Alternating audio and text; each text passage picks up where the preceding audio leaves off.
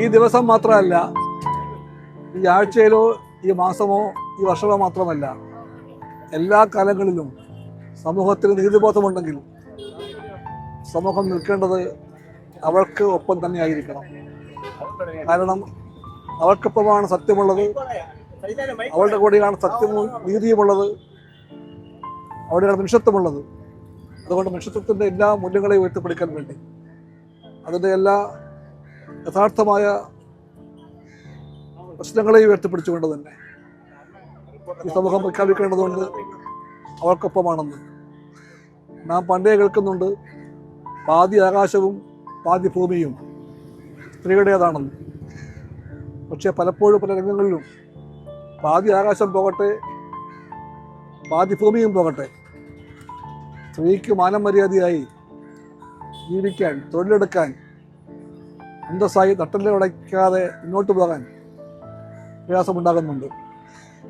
ഈ പുത്തൻ കാലത്ത് പോലും പരിഷ്കൃതമായി കാണുന്ന സിനിമാ രംഗത്ത് പോലും അത് ഉണ്ടാകുമ്പോൾ സമൂഹം തീർച്ചയായിട്ടും അമർഷം കൊണ്ടേ തീരൂ. ആ അമർഷമാണ് കേരളത്തെ കൊണ്ട് ഒന്നായി പറയിപ്പിക്കുന്നത്, നാം കേരളീയർ അവൾക്കൊപ്പമാണെന്ന്. അത് പറയാൻ വേണ്ടി കയ്യിൽ ഒരു ചെറിയ മെഴുതിരി വെളിച്ചവുമായി ഒത്തുകൂടിയ ഈ സഹോദരിമാർക്കൊപ്പം നിൽക്കേണ്ടത് ഇടതുപക്ഷത്തിൻ്റെ കടമയാണെന്ന് ഞാൻ കാണുന്നു.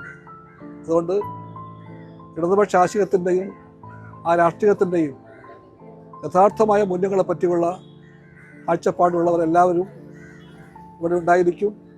അത് ഒരു കക്ഷി രാഷ്ട്രീയ പ്രശ്നമല്ല, പക്ഷേ രാഷ്ട്രീയ പ്രശ്നമാണ്.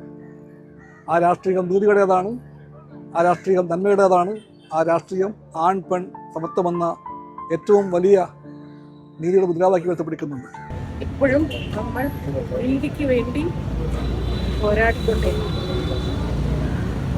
അവളെ തളർത്താതിരിക്കുക എന്നതാണ് നമ്മളുടെ ഓരോരുത്തരുടെയും കടമ എന്നാണ് ഞാൻ വിശ്വസിക്കുന്നത്. അവൾ തളർന്നു പോകരുത്.